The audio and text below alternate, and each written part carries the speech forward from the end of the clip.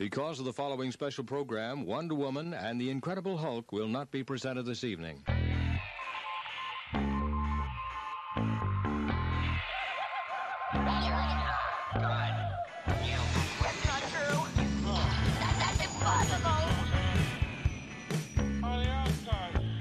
It's time to get all your Star Wars news in a single file.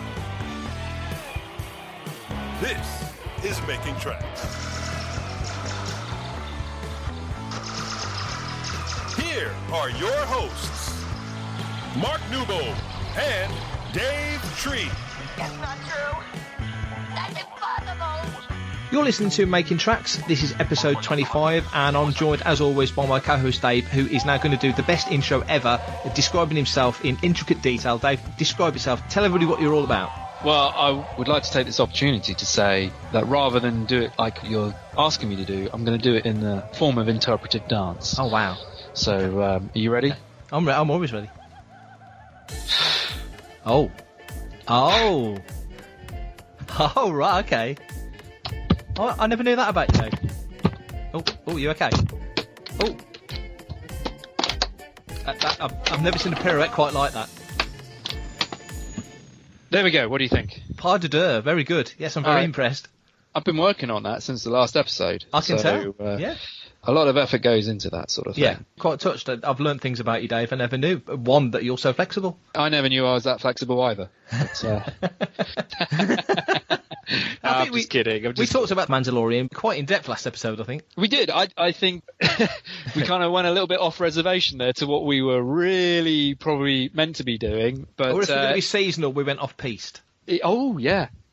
Nonetheless, I think that was a discussion that was needed to be had, and we covered a lot of good areas and a lot of good insight and things like that. It's been at the expense of what would be like a regular episode, and also possibly overshadowing a little bit of this whole run-up for the Rise of Skywalker, which we're all looking forward to. I'm Neil deGrasse Tyson, and you are following Fantatracks. The last couple of episodes of Mandalorian, we've done reviews on Fantatracks about those, talking to the team about what they think.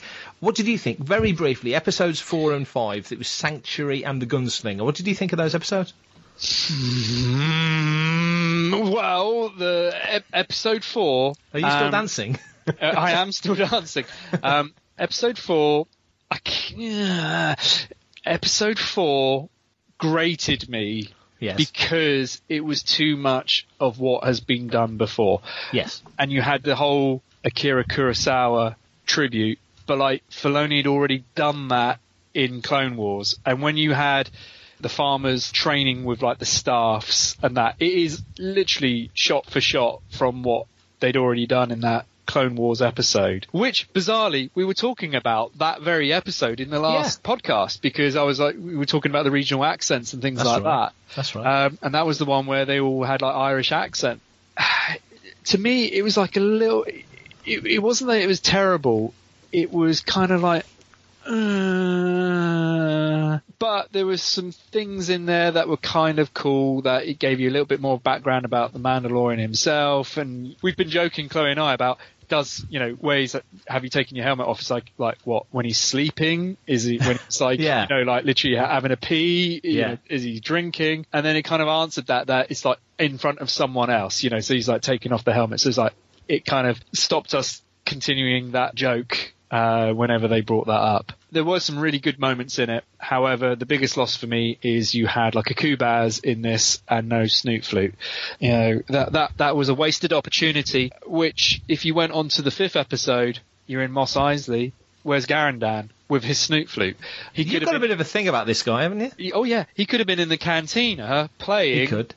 Instead of figuring Dan and the Mobile Nose. But like, no, again, this is like two serious opportunities that were squandered within this. No, the 5th episode just made me kind of like, because it was just reference overload. It really was so much reference overload and things in there. I felt that it was almost kind of like, let's cram as many of these things in here, potentially at the expense of the narrative.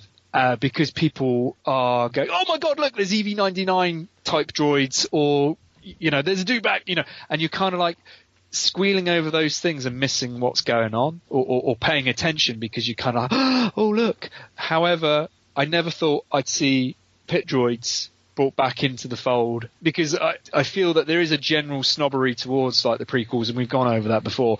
Yeah. So to bring those kind of elements into the sequel era that brought in elements of prequel characters is like, hallelujah, that is great, because you're kind of like breaking that down. Those things were really cool. They were very well done, and you had like a lot of cool things there, but it just felt like it was too much. That could have been not necessarily 2 episodes, but you could have been on Tatooine for more than 1 episode. And it was like, we're on Tatooine for 1 episode. Let's get as much stuff in there as we can.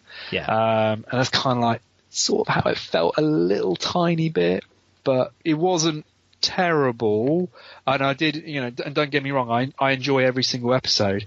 And I probably sound like I'm being way more harsh than I should be.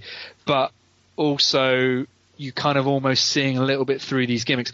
The thing that was missing from episode 5, there wasn't a catchphrase. That's a good point. Episode 1 is, I have spoken. Episode 3 was, it is the way. So episode 5 should have been like, the odd number. You need your catchphrase to be in the episode. And there wasn't one that I picked up on for one. What did you think, Mark?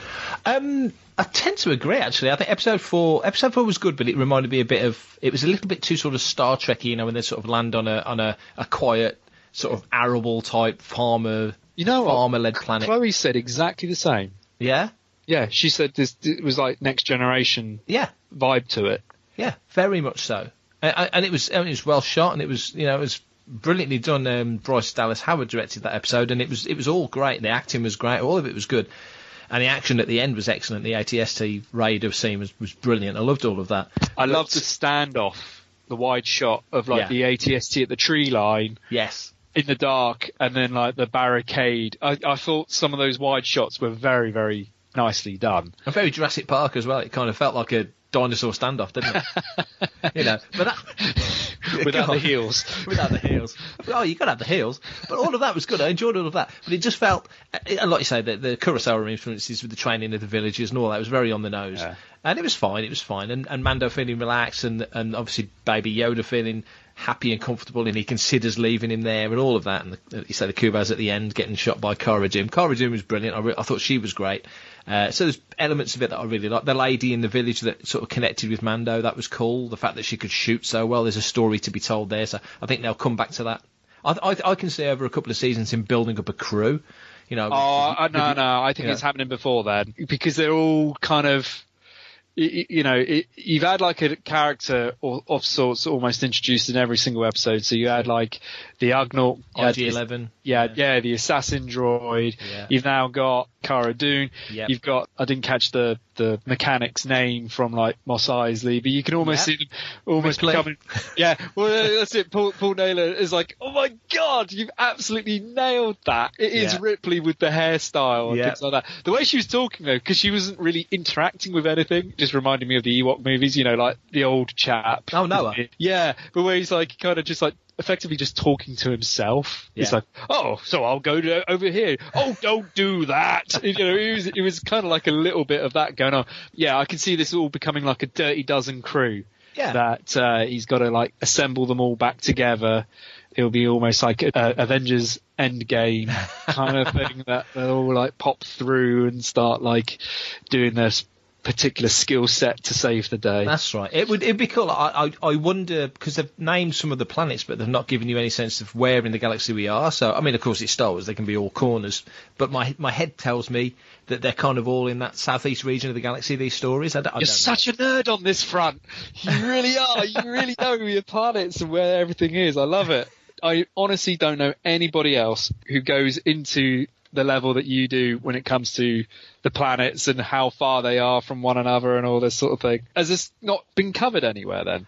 No, they've named some of the worlds, but they've not put them on the map yet. And Jason Fry's got a new book coming out on the 20th of December, which sort of lays down where a lot of the galaxy map and gives a bit of detail. I think the book comes with an app as well, so there's going to be more detail added. And of course there was the Essential Atlas, which is still the Bible for map nerds. No, they've not really put any geography to where these worlds are. So, like I say, they could be all corners. They really could. It doesn't have to be in that region. But my head kind of tells me we're on the outer rim. It feels to me like that's where we are, especially turning up in episode 5, Gunslinger on Tatooine, which again, like you say, was just piled full of nods and I mean, it had me out my seat about 5 times. I couldn't believe we were looking at that Macquarie matte painting as the Razor Crest flies over and through the dune towards Mos Eisley. All of that stuff was just amazing. I loved all of that. But you're right. I mean, the story, I kind of liked the story because it felt like a day in the life for a bounty hunter, because I would imagine that sort of stuff is very regular kind of, I was landed on a planet and picked up a job. And because that was another thing I put in my review, that they want to get paid in credits or whatever type of currency. They don't want to accept Imperial credits because the Empire's fallen. So there's there's no currency exchange in Star Wars. Can't you just go to like the travel agents and get your data swap for Imperial credits or vice versa? There's got to be a way of doing it. So he has to pick up a local job to use the money that he can use on Tatooine to get paid. And so I kind of like that. But yeah, it was heavily loaded with references. But I dug all of that. That was fine. That's it's the galaxy. And it's nice after years of them kind of just constantly making up new aliens that we're now seeing these classic aliens more often and going into the cantina, without the droid scanner on the wall because EV-99 type droids are running the bars. I thought that was hilarious. I think it would have been better if they did include that though, and that would just be like the sweet irony of like, well, what's going on here though? But like maybe they just can never leave. That's a good idea. I did enjoy seeing those sorts of things. I will say I've only seen it the once, but this episode more than previous ones, the docking bay that the ladies with the pit droids, that did look quite almost superimposed. It didn't look like a set, so it looked like that whole thing was almost blue screened. Did you kind of get that vibe? Totally did. And again, that's the limitations of what you're having to deal with and work with there. But like that's the first time that I thought, I don't think that's a real set. That looks like it's all done superimposed type effects there, which is not a bad thing by any stretch. But that's just an observation. Yeah. But it was the first time that I kind of like noticed, not like so much a drop in quality, but like your eye was kind of like, that doesn't quite look right to my eye. My point with that is it probably is the case with a lot of the previous episodes, but I haven't picked up on it. Which shows the quality of what we're watching is very, very high. But that was the first time I was kind of like, ooh, like that. And they can't be making all of these sets. Oh God, no. It's just impossible. They're not going out on location everywhere because they don't have the budget for that. So of course they do this. But this was the first time that it sort of stuck out a little bit to me. I thought he was supposed to be going to some like watery planet to like retrieve a Mon Calamari or something. Yeah, he picked up the puck, didn't he, when he was speaking to Grief Karga in the cantina? Is that all gone the other south? Planet. I think so, because he shot him. Yeah. But because he shot him in the Beskar, didn't he, so to speak? Yeah. I mean, he had it in his pocket, so I think, and he knew what he was doing. Getting shot in the Beskar's never good. Painful. You can only express your pain through interpretive dance, apparently. So that'll come back in. I'm sure Grief will come back into it again. I liked it because it felt like these are the kind of days that the Mandalorian has. And I also like the twist in the fact that, obviously, Ming-Na Wen's character, the assassin, everyone's expecting her to be like a major part of it. Yeah. And she obviously had this great reputation. And then this bit of a bummer, isn't it? just a bit. And then, this guy who wants to join the Bounty Hunters Guild, he's either a quick study or she really made a rookie error by giving him way too much information trying to talk a way out of it, which is possible. I just like the twist that didn't see that coming, But I don't think she's out of it. I think she'll be involved again. I can see more coming there. I'm not quite sure what, but it felt too good of a character to not return to. But if they don't, then it just shows you how tough it is to be sort of operating in that part of the galaxy. This is the sort of elements that I do quite like within what they're doing here. Expand on that, build on that, and do the references. Just felt like we're just visiting Tatooine. That's it. So we just got to do everything we can in this episode. From the numbers on the docking bay wall, the shape of the docking bay, but the numbers on the docking bay wall, to like swoop bikes, to dewbacks, to Tusken Raiders. I really wasn't a fan of that. I like the idea that you were bartering for passage, but how would the Mandalorian understand what to do in that aspect or anything like that? But they also didn't look convincing either. They were just stood there it was almost kind of like a bit too passive, wasn't it? Yeah, well, they were kind of like, and too clean as well. You know, they didn't look like they were like sort of picked by the desert winds and living in tatty. You know, it was kind of like, do you remember Rebel Assault? You lost your mind because it was the first time anything that had been filmed since Return of the Jedi with Star Wars props.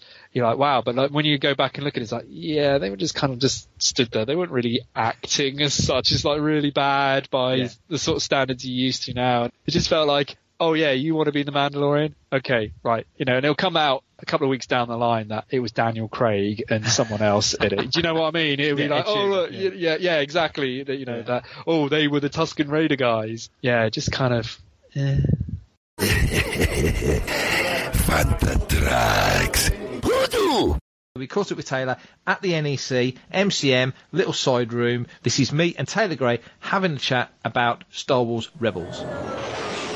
So we're here at MCM Comic-Con in Birmingham. I'm here with, thank you. I'm here with Taylor Gray. How are you doing?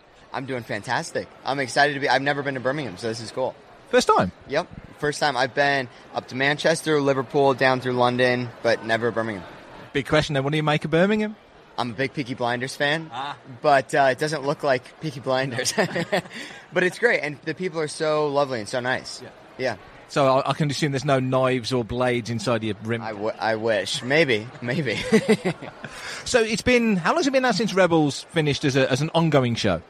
Has it been? It's been a year, right? Over a year. Yeah. It stopped airing last year. And it's funny because we were talking about this earlier with Steve. Steve Blum is here. And the reception from fans has been almost bigger now than it was while we were even on, which is so funny. That's a strange thing because obviously Disney Plus launching in the States, it's going to give you a whole new audience. Yeah, and Dave talked about that a lot, and I was talking about that at the panel yesterday. He's been telling us lately, he was like, oh, I think like less than half the people who are going to see Rebels have seen it so far. He thinks that once it goes up on Disney Plus, which it is now, like I'm getting tweets often of like, hey, I've watched the series 2 more times already since it's been up. But I know you guys don't have Disney Plus here yet. It's not a sore point. Yep, I was going to say, I don't want to throw salt into the wound. So how do you feel about that then? Obviously, you've done the work and the show had a beautiful resolution. And now it's going on already. I mean, I know Star Trek series on Netflix have had a complete second life by a whole new audience being able to binge watch it. Now people can binge watch Rebels. Are you ready for this second wave of fandom in that sense? I guess as ready as you could be, sure. I haven't prepared. But yeah, it's going to be cool. And I'm actually excited because I kind of want to watch it all the way through. Yeah. I haven't seen it in just that way. You know, of course not. No, because they would, when episodes were coming out, Disney, through Lucasfilm, would screen it for us. Yeah. But they would only screen, like, major episodes, whether it were a premiere or the finale of a season or, like, the middle of a season, like a big episode. And that was it. So I would see it that way, and I would see it in a theater with surround sound, a screen that was 5 times your size, and then to watch it at home felt weird. I was like, oh no, I want to watch it like that. So I haven't seen it just all the way through. So are you ready? I mean, obviously you are the owner of your own character, so your focus is on Ezra. But are you ready to sit back as a fan now and watch and follow Hera's story and follow Kanan's story and sort of pick up on their threads as well? That's what I'm most excited for. I can't wait to just see it as, like you said, as a fan. Just sit back and kind of embrace the story because I guess my interaction with Rebels the whole time has been through a different lens where I've been just trying to figure out how to take the character further and to dive in more. And so it's been a bit more clinical the way I've looked at it as opposed to just kind of sitting back and enjoying it. Well, that's a thought. So obviously Ezra at the start of Rebels and Ezra at the end of Rebels, distinctly different people. Way different. Are you ready to remove yourself enough to see that progression beyond being an actor, specifically as a character? Yeah, I'm excited for that. And I hope... I get worried watching stuff often that I'm in. This is easier because it's not you standing there. Yeah. When it's a live action thing, you're just like, oh, yeah. But with this, it'll be cool to see it, like you said, and sit back and see the progression that he made and see the characters, see all the characters, and kind of enjoy it for the show. Are you aware of Rebels' place within the wider canon in the sense of the era it's set in? It's sort of 4 or 5 years before Star Wars. It's a key moment. Do you get that for fans as well, and you're a fan yourself, how important that story is in the building up of the rebellion? I think I've understood that more now. I think when we started, to be honest, I don't think I understood that. I was like, yeah, it was, you had this big map and it was like, where are we here? Got it. Sounds good. Now I understand all the well, not all of them. I'm seeing with Star Wars, there's always more. But I'm seeing so many of the nuances and I understand where it fits in and I understand how it affects things later on and I understand why things happen because of what happened before. Yeah. And it's so cool. It is fascinating, really. Do you have a kind of a headcanon of where because you don't know what Ezra's doing right now, neither do we. Have you kind of got a headcanon thing of like, I'd like to think he's gone on to do this, I'd like to think maybe that's happened? Yeah, I mean, as much as you've had to come up with that by necessity, because that's the only question I really hear now is, where's Ezra? And I'll get that tweeted to me a few times a day, and you're like, I have no idea. What you have no idea. Yeah. I mean, literally, you don't. Dave's never told you, but in your head, you think, I'd like to think he's doing okay. I'd like to think. Yeah, well, so the cast of Rebels is very close, and it's so cool that we are kind of this family in a way, and we go to dinners often. And at these dinners, we'll talk about various things, and obviously that's the first question I have because I was like, how do I answer this? And Dave has a lot of ideas. Yeah, and he knows, and I think it was one of the panels after Rebels had ended. He was like, he is alive, he is out there, but beyond that, I'm not going to speak further. It's a happy mystery. Yeah. And that is one of the coolest things about Star Wars, right? Like, the different theories. I think before one of the films came out, it was, Ezra Snoke, and then that quickly went away.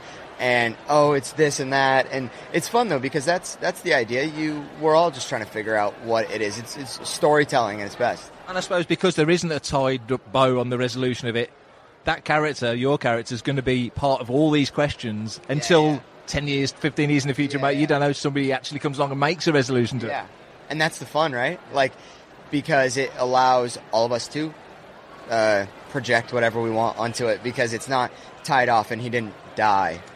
Which is nice. What have you been up to in the last 12 months since the show finished? So, I've just been working. I've been filming, so it's like more live action stuff. But I deeply miss Rebels. It was so fun, and it was again one of those things you don't realize how amazing it is until you're kind of looking back at it because you're just in it. You're looking at it this close, and I miss seeing everybody, which was so fun. But coming to events like this, I haven't gone to too many events. So it's cool because you get to actually talk to people about the show. And now that it's all done, you hear what it meant to some people. And it's really cool to hear that because you got to think when we're doing it, we're just in a room like this with not more people than this right here. There are people behind there. and we're recording the show and I know this doesn't make sense and it sounds weird, but we're all in our head just like, well, I hope somebody watches this. You know what I mean? And that sounds so weird, but that's all you think because you don't know. And you're like, I hope people enjoy it. And then you come to events like this and you go, oh, wow, people so far away have not only watched it, but it meant this to them and that. And everyone has a different connection to it. The way like with the shows I enjoy, I have a connection to it that I'm sure is different than especially the people making it have. Sure. And that is what's so cool. And Rebels was one of those shows that, as an entry point for Star Wars, a lot of young kids came in through Rebels. That must give you a real buzz to see little kids, boys and girls, really hooking into Star Wars through Rebels. Yeah, I didn't expect it as much. With an animated show, I think initially we were just like, it might only be kids. And then I was like, I'm only having conversations with people older than myself. And they understand parts of this way more than I do. So it is really fun because kids are so honest, right? Like they'll tell you exactly what they feel, what it meant, and that's really fun. And just towards as we wrap this up, wider Star Wars, Rebels has got its place in Star Wars. Other things have come along this Resistance. We've got Rise of Skywalker, the Mandalorian's just launched. Are you digging all the other stuff that's happening in the Star Wars galaxy as well as obviously this lovely resurgence for Rebels? You feel like you have a horse in the race in some way. You know what I mean? Not that Ezra's connected to that, but just your connection, your little pebble in the big sea of Star Wars. You know what I mean? And that's cool because I saw The Mandalorian 3 days ago, maybe. I know Disney Plus isn't out here, which is a bummer, but you guys have all seen it, right? Oh, yeah. No, we haven't. And it was amazing. And it's Dave Filoni, so it was so cool.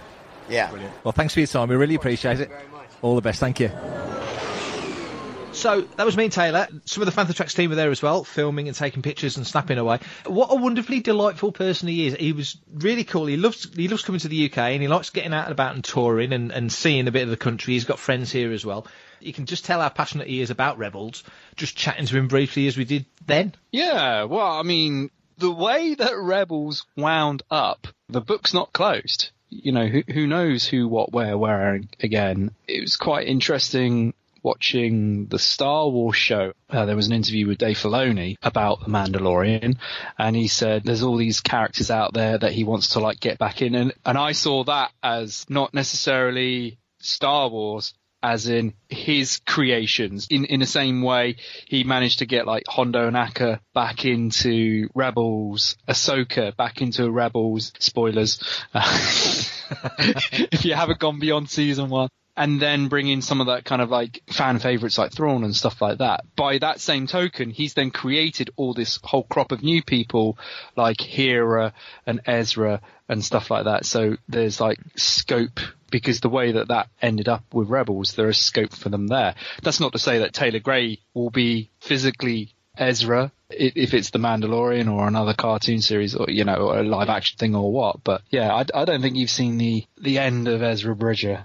I get what you're saying there. It's a good point. It's something that occurred to me, and I didn't say it to Taylor, and Matt didn't say it to Steve Blum, because it might sound not rude, but just too on the nose. I think you've got to remember these actors are cast for their voices. They're not cast for their looks. A bit like us with this podcast. Completely. Faces for radio. If Ashley Eckstein doesn't play Ahsoka, then we will riot kind of attitude. It's like Ashley wasn't cast because she looks like Ahsoka. Ashley was cast because she sounds like Ahsoka. I mean, I'm sure there could always be a halfway house where Ashley voices somebody else playing Ahsoka. You know what I'm getting at? So it's a weird, mix. When it comes to animation, whenever you read anything or you play with the toys, I'm not saying that this is what we do now, but this is what you would have done as a kid. It would be their voice that you hear when you are reading the comics or reading the novels or playing with the toys. That's it. They breathe that life into it in the same way that whenever anybody does... You know, you think of some of the backlash for Solo, and everybody's like, kind of like, well, you know, can't you somehow CGI Harrison Ford to look like he's in his 20s again, or some nonsense like this? It's kind of like, let some of this go. But at this point in time, that's what's been established. So even though it's only the voice, it's their voice that you hear whenever you associate it with any other material. How you could do it going forward to then bring that into another reality. The only one that's kind of really done that so far is Hondo in Galaxy's Edge. Yeah. And if you look at that, he's kind of transcended Clone Wars to Rebels to Galaxy's Edge, but it's still Jim Cummings doing the voice. You know, it's like a pre-recorded thing, you know, animatronic and that, but it's like the real life representation of Hondo. So you've not really cracked it. So you could bring in Hondo into... For me, that would be a dream come true, because there is a space for that, and you know that he's always living by his wits and things like that, and it fits into that kind of realm more than, say, some of these other characters that we've just been discussing. But by virtue of the fact that he's an alien and things like that, not an alien, but like he's Weequay. He's one of the weird ones that doesn't sound like a really angry Cockney. Oi! He's Italian for some reason. But that was always my favourite thing about the Clone Wars, is that the races had like accents. So like the Twi'leks were French, and the Nemoidians were like, you know, from like the Far East kind of thing. I thought that was the one that was really funny. It was, do you remember those things? They were like these kind of like lemurs, and they curled up and then rolled along. Yeah, but they were like Irish. Yes. Like, that was really early on, wasn't it? Yeah. It's like, living out. Bagara. Yeah, it really was though. It was at that point the penny dropped for me, that like, and I thought, well, actually, I kind of like that in a way that you can associate the race with the regional accent that they've given them and stuff like that. But it was always the case, wasn't it, that the bad guys had the English accent, you know, the moustache-twirling English guy, and that was very much a 70s thing, and also because Lucas made the film here, and a lot of the cast were filled out with British stage and screen actors, so there was a practical element to that as well, which has kind of been adopted going forward. And like you say, Filoni likes his Dave doing this Godzilla episode with the Zillo Beast, and you kind of know where he's taking his influences from. You made a really good point earlier about certain characters coming back in, like Mandalorian. Let's hope Mandalorian's on for a long, long time. Filoni has been involved in creating characters like Ahsoka, for example. She's the specific one that I think stands above the others. Ahsoka, Hera is up there, and Ezra's up there, and Kanan, but Ahsoka feels to me like the one, and Hondo, that was really cemented themselves in the whole canon, like the whole thing. They're as important a character to Star Wars as many of the live-action ones that have got live-action actors behind them. I think it's the one that has been marketed because it's easier to get a wider spectrum of fans behind it, but I don't think it's necessarily the best one. You know, like I said, Hondo is kind of the hapless idiot who's always either at the top or at the bottom. You know, there's no in between. Cad Bane was really, you know, you could have gone down the route of a bounty hunter that was just sort of like, he stood on his own 2 feet. Yeah. And was sort of seen as the real threat and had no scruples and things like, and even things like Zero the Hutt, who was ridiculous, but was interesting in terms of the dimensions of the characters that they brought in. All of those are underworld people. You know, I did enjoy that. I do find anything that is, strictly speaking, following the Skywalker whole thing there and how those people interact and things like that are kind of become, I don't know, it's kind of weird. They don't hold as much interest to me because it's almost that it's all spelled out for you, their history and things like that. Whereas, like, you know, some of those other characters that we talked about, there's still a whole backstory there. You'll have Ahsoka in Mandalorian. I've said it, and I'll hate it. But I agree. I think. Oh God! Because Filoni created these characters, he's kind of created his own zeitgeist within the Star Wars world, hasn't he? So for him to pull in Ahsoka or Ezra or Sabine, see, to me that'll suck as well. Sorry, but like. But being a Mando as well, that thematically makes sense, doesn't it? So does it? It's a whole universe. Does everything have to appear in this whole universe? Oh, you've heard me talk before about how it annoys me how they've shrunk the Star Wars galaxy. That hyperspace now is almost like there might as well be folding space as opposed to hyperspace. It was always the case. Back in the day, West End games, you'd roll your dice, you'd have your hyperdrive multiplier, it would take hours to get from one planet to another. Now it feels like it takes minutes.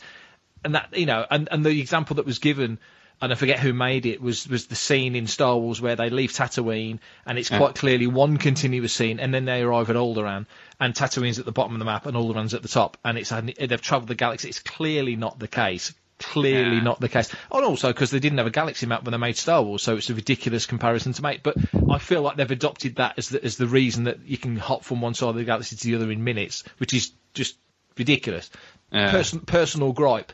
To your point, I think all these characters, you know, you could live on Earth and meet somebody in New York once, and you're not going to bump into them by accident again in your entire life, and that's just on Earth. Yeah. There's probably people that live down the road you've never met, you know. So to travel the galaxy with all the various random factors... They just avoid me. Well, it's a big galaxy, so they've got plenty of places to hide, haven't they? But, you know, it's not going to happen unless you specifically organise it. You're not going to randomly bump into somebody. You'd have to make a plan to go there, hope they're there, or whatever. So we do have one more interview. Matt Booker sat down with Steve Blum at MCM Birmingham Comic-Con. He had a good chat about Zeb. So here's Matt and Steve Blum talking at MCM Birmingham Comic-Con. Here with Steve Blum at MCM Comic-Con, the voice of Zeb Morales. How you doing, man? I'm doing great. Carabest.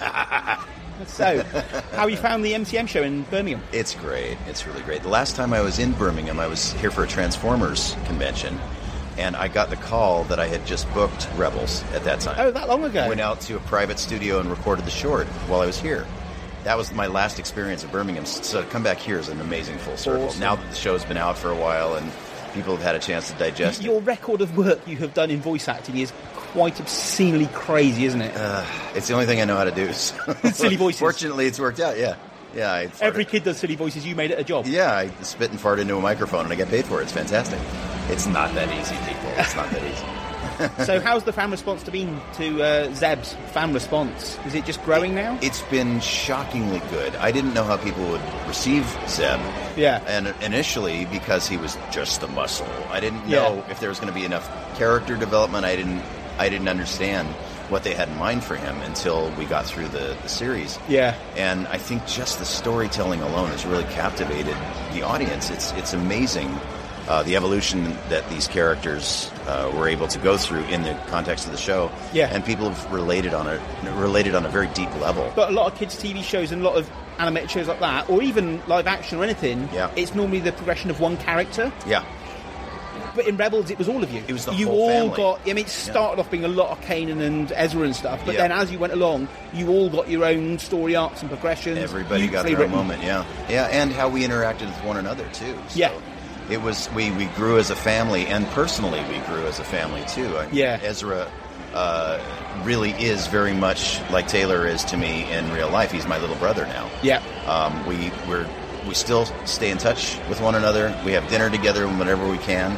We're gutted that Vanessa couldn't be here at this one. Well, she reposted our piece about it on Instagram. She's like retweeted us, regrammed us, Oh, good, yeah. and said really sorry she couldn't make it. Yeah, sounded like she was gutted. She was gutted. She had a car accident, so complete out of her hands. Her doctor wouldn't let her fly. Yeah, no. Yeah, but she'll make it up to you. She'll come back out. She'll be back. Yeah. Yeah. So what are you working on at the moment? I'd have to kill you if I told you. Okay. What have you worked on that's come out recently then? Fairly recently, Shazam. I started doing a lot more theatrical things. Nice. Coming in, I did the creature voices for Shazam, 2 of the... those big monsters. The 7 Deadly Sins. I'm 2 of the 7 Deadly Sins, and so I'm the first one that shows up. Awesome. Got that big kind of creature. Lots of water at the recording booth then. Yeah. And lots of video games, still doing Toonami in the States. Nice. Every Saturday night, only Toonami. Yeah. And still working on Boruto, the Naruto sequel. And, yes. And lots of other things I can't talk about. Is that where you first met Dave then? Doing Naruto? I met Dave. No, I met Dave. I think I met him for the first time on Rebels. Oh, really? It was in the audition process at Disney. I was there for the callbacks, and first met Dave there, and he ran me through the paces, trying to figure out the dialect that we were going to use for Zeb. But really got to know him once we started working all together back at the studio in Los Angeles. So the way you worked on Rebels, is that different to how you do most other animation stuff? Is that because it's collaborative and you're all in the room together? Yes. I mean, up until the last few years, that's the way we did all the shows. It was always collaborative like that. But the thing that really made Rebels different was that Dave would come into the room with us, and we would sometimes be booked for a 4-hour session, and an hour to an hour and a half of that was Dave giving us information on his take about balance of the Force and how it all integrates, and all the stuff he learned from George then. All the stuff he learned from George, and his deep devotion to the craft of making this the way it's supposed to be made. Yeah. Every single detail was planned out and thought about and hashed out in a writer's room months in advance of us walking into that room. So Dave wanted to make sure that he conveyed everyone's thoughts. It wasn't just his. It was everyone's thoughts collectively. The whole team put it in together. And the whole team was there behind the glass as he was telling us all this stuff. We agonized for over an hour on how to pronounce the word Meluran, the fruit that we're introducing into the Star Wars just on a fruit universe, just because it's part of canon now. And he wanted to make sure that we got it right. So there was a story group there as well sometimes. Yeah, there were people from the story group there. There were artists Matt that would come through. Stuff turned up, and Sam Witwer would come by from time to time just to hang out or to give his input on how we should voice something.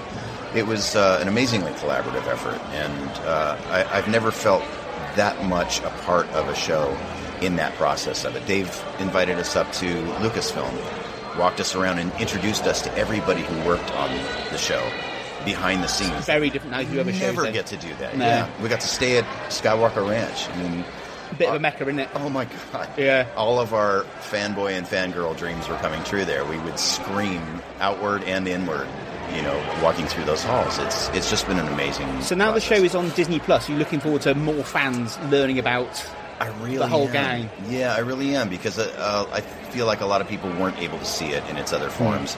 So hopefully at Disney Plus, it'll open it up to a whole new audience worldwide. And are you looking forward to the final member of the Ghost Crew getting their own Black Series figure? Allegedly. Yes. Allegedly. Yes. I have my dollars set aside. Yeah. My house is a shrine to all of that stuff. All the Zeb stuff. All the fans can look forward to that figure, allegedly, when Hasbro announce it. Allegedly. What would your message to Hasbro be? As Zeb, what would Zeb say to Hasbro? Make me pretty, please. Pretty, please. Make me pretty, please. Thanks a lot, man. Thank you for having me. All right. Cheers. Thank you. Initial thoughts and expectations and hopes for the final Skywalker Saga episode. First question, though, Dave. How long have you known it as the Skywalker Saga? Because to me, as a sort of a catch-all phrase, that seems fairly new. I'd totally go with that, because it's always been either original trilogy or prequel trilogy, and then it was always kind of like, if you were to like give it a description, I would say it was either like the Galactic Civil War or like the end of the Republic. You know, those were kind of like the terminologies that I would give it. I'd never call it the Skywalker Saga, partly because you could argue that half of the Phantom Menace wasn't, about Skywalker. Absolutely. He didn't come into it until like halfway through, and it was only to like kind of like lead up, to introduce you to Anakin, and it's the thing but like that whole thing was, not about, that film wasn't about Anakin necessarily. He was just kind of like a bit player to get them towards their end goal. Yeah. And blew up the ship and stuff like that.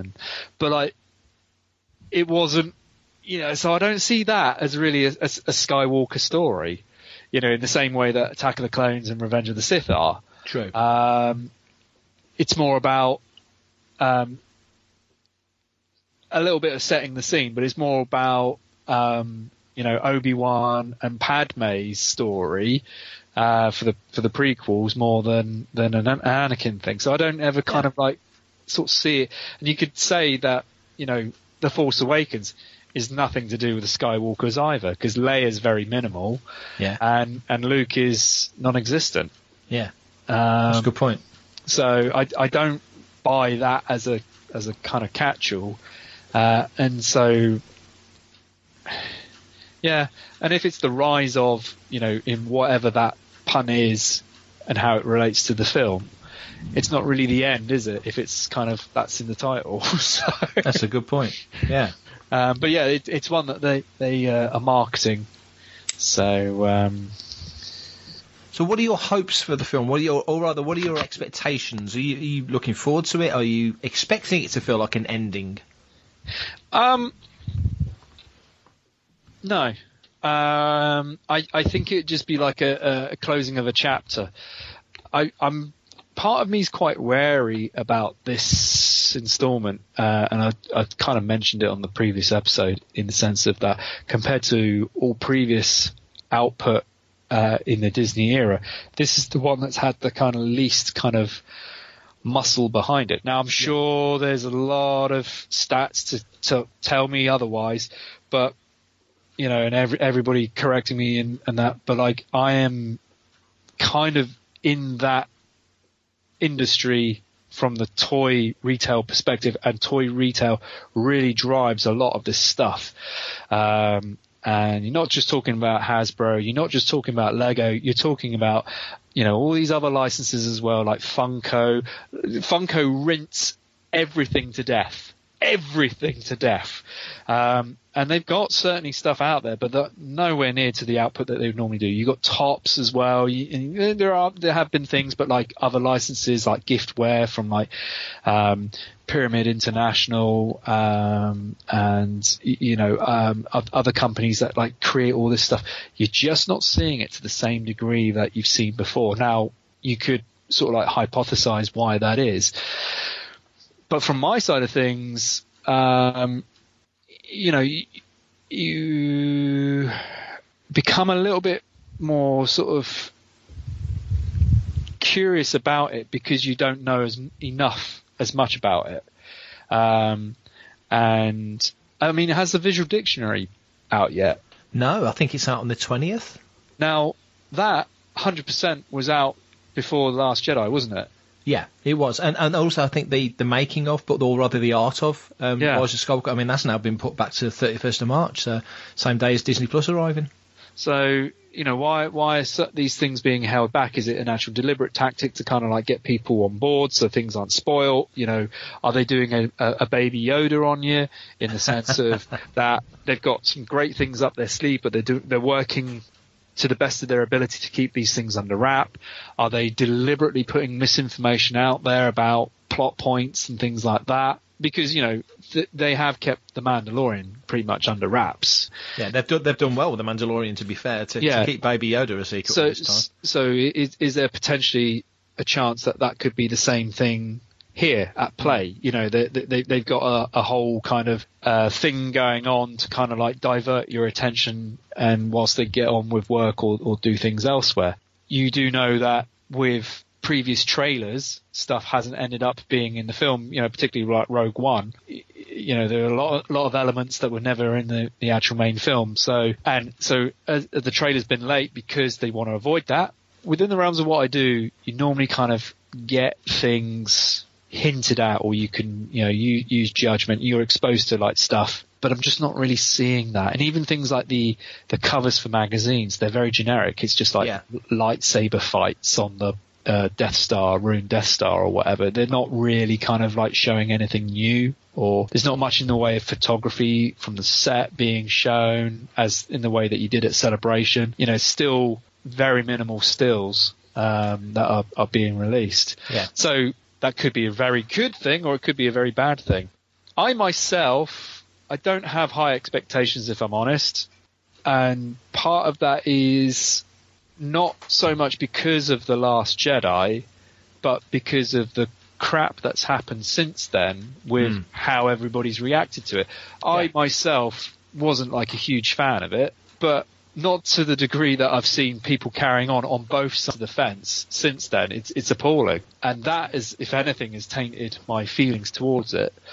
Solo, I thought, was amazing. Solo, up to this point, I actually still think is the best Disney film that they've done, because it is purely a stepping on point. You don't need any prior knowledge of any Star Wars movie to really understand those characters and go from there. But I'm kind of sort of hesitant. I'm excited, but not pumped in the way of The Force Awakens, not pumped in the way of, or not curious in the way of Rogue One, because you knew it wasn't going to be like The Force Awakens. Force Awakens, everybody came out and it was a high. This one, you knew it was all going to like go horribly wrong. Not sort of pumped as like Last Jedi. Solo, it felt like it was rushed at that point, being so close to The Last Jedi.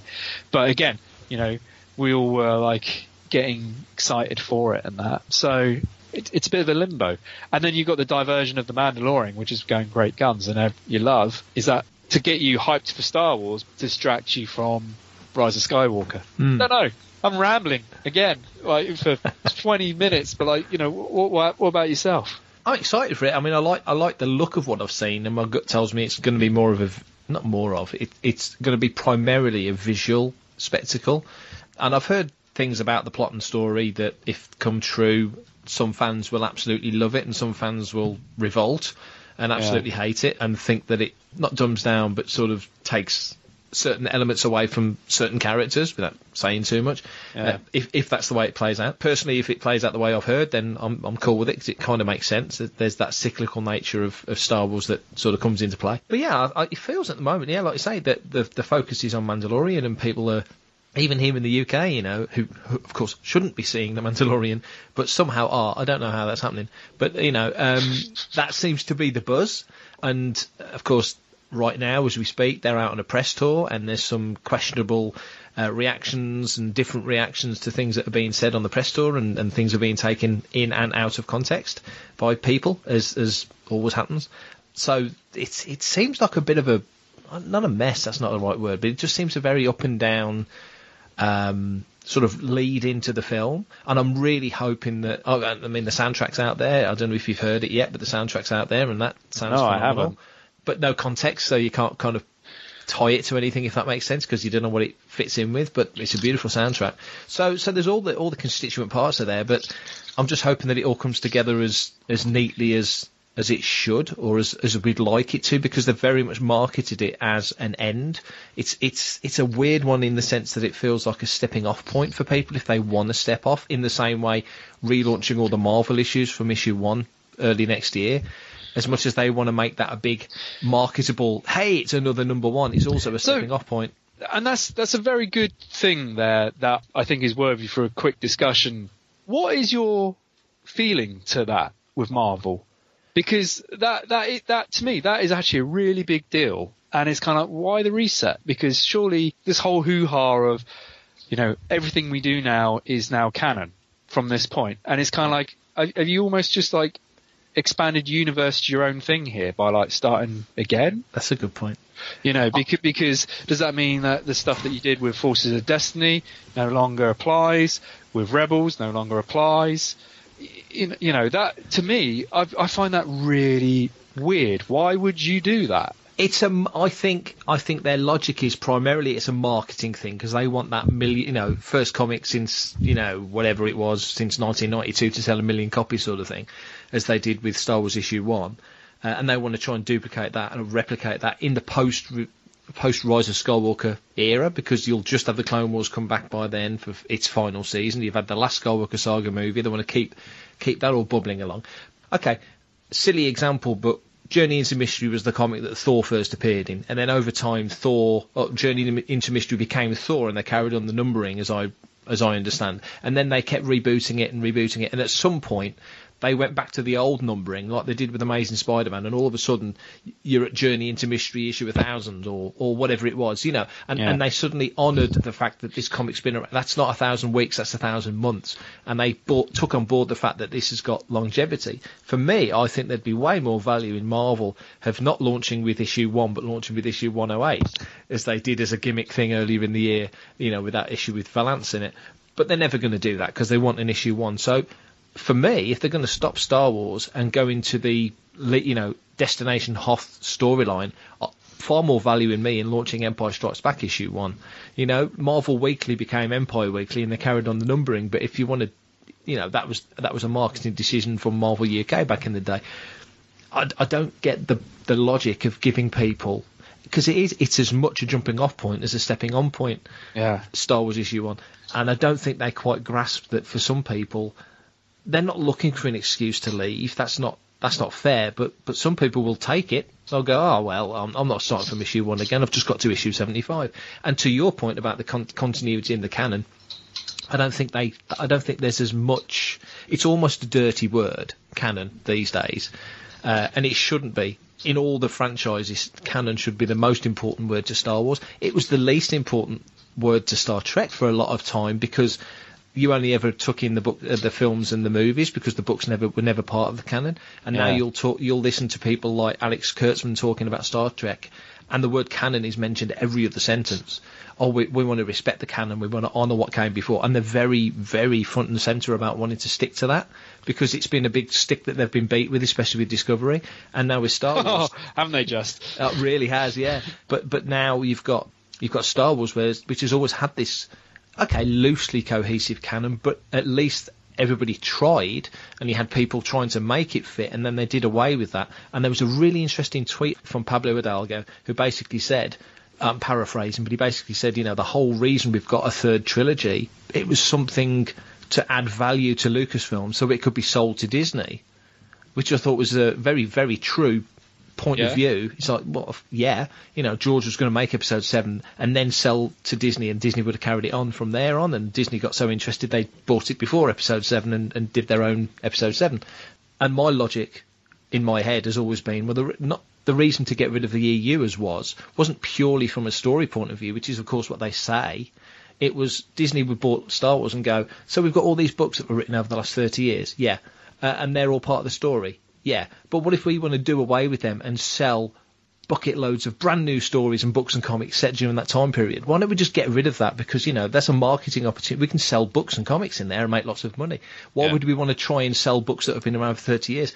Oh, okay, we can get behind that. So I don't think it was just from a creative point of view. I think it was very much from a financial point of view. Oh, no, 100% on that front. Yeah. I mean, you disavow that stuff because you are like saying, right, at that point Marvel got the license and not Dark Horse, but then you can then sublet the licenses to then IDW Comics as well as Marvel, and then now you've got Mattel making Star Wars product that never would have been on the table.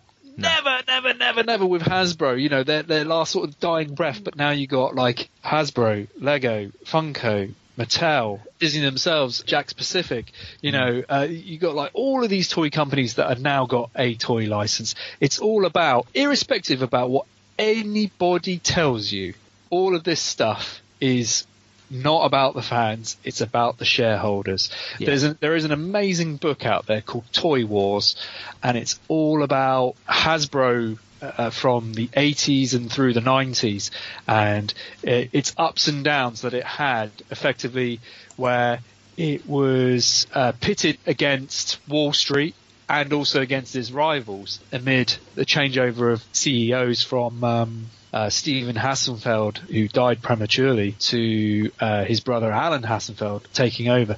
And it chronicles all of that. And when you read it, it's all about from a financial perspective. It's not about we make toys because we love toys and we want to like help your kid. It was all about the pressure of having to answer to the stakeholders, to the shareholders, and making money for them.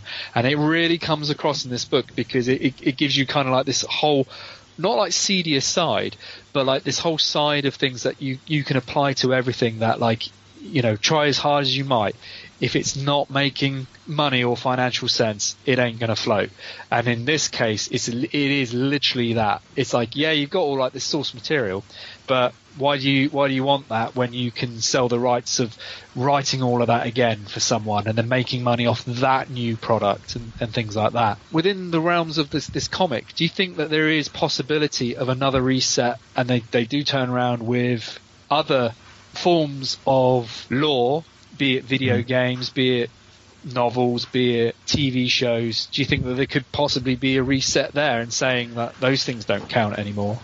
Not overtly. I mean, I think this is the marketing department of Marvel making this issue one rather than a thematic storyline thing. Right. But I don't think overtly, but because I think they really would be falling on their sword if they did that so obviously. But I go back to a conversation I had, 5 years ago, I think, with James when I was doing 1138, to be fair, and said, you know, you're telling me if Spielberg comes in 5 years' time and wants to do a story that contradicts a comic that came out 3 years ago, they're not just going to ignore the comic. Of course they are. So, but if canon is immutable and unmovable, really, to be true to that, they should say, well, sorry, Mr. Spielberg, but that's canon. That doesn't change. It's in a comic. It's as much part of the lore as any film. So, you know, are you really going to say no to Steven Spielberg or whoever it may be? And they've given that latitude. Go back to The Last Jedi. They gave that latitude completely to Rian Johnson. No disrespect to Ryan, Knives Out's making great money and it's getting good buzz and he could be in for an Oscar nod, but Rian Johnson is no Steven Spielberg, not in a month of Sundays. So, and he had that latitude. So that tells me that Lucasfilm was playing it very free and easy with the canon in that respect. So I don't know. Interesting. Very interesting. But to wrap up this segment, Dave, are you looking forward to the Rise of Skywalker? Yeah, I guess. Hello, I'm Ahmed Best, and you're listening to Fantha Tracks. Okay, that's it for episode 25 of Making Tracks, and we're going to tell you where you can find Fantha Tracks because there's loads of stuff to see and do, as we used to say on Play School. So Fantha Tracks, it's home of podcast of Fantha Tracks is on fanthatracks.com. You can contact any of our shows. You can email us radio@fanthatracks.com, or you can comment on our social media, Twitter, Facebook, MySpace, Friends Reunited, all the normal places. You can find us on Apple Podcasts, you can listen to us on Google Podcasts, listen to us on Stitcher, subscribe on Android, listen on Spotify or on SoundCloud, subscribe and tune in, listen on iHeartRadio or listen on Spreaker. You can also find us on smart speakers such as Amazon Alexa, Apple HomePod, Google Home and Sonos, and we're also available in your car or land speeder with Apple CarPlay and Android Auto on your gaming console and television. And of course you can find us on Fantha Tracks TV, which is on YouTube, or on the Fantha Tracks app.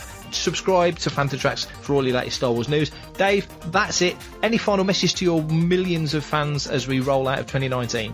Well, we didn't really kind of get a new sponsor after Still Life Pure Water. So if you want more Making Tracks in 2020, any potential sponsors out there, then come our way. No, just kidding. I just want to say have an amazing Christmas or holidays or whatever your background and beliefs are. I hope The Rise of Skywalker is everything that you want it to be, and it is just the cherry on top of what is, going to be a great couple of weeks ahead of us. And may 2020 bring everything that you've ever wanted into your life with your hopes and dreams as well.